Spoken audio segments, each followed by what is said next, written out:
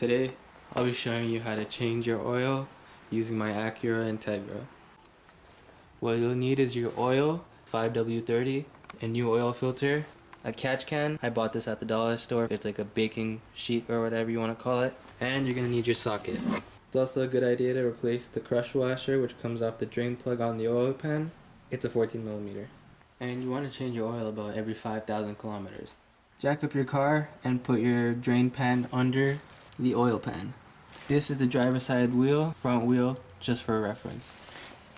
Crack open the bolt, it's a 17mm, and drain the oil out. Oh shit! Once the oil drains, it's time to change your oil filter. Rub a little bit of oil around on the black gasket on your new oil filter. Right here is the oil pan where we just drained the oil, and above it is the oil filter. It's that red thing right there.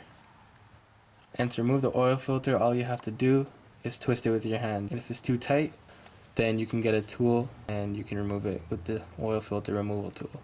Don't forget to replug your oil pan, replace the crush washer. I got mine from Honda. Lower the car and refill your oil. Simple.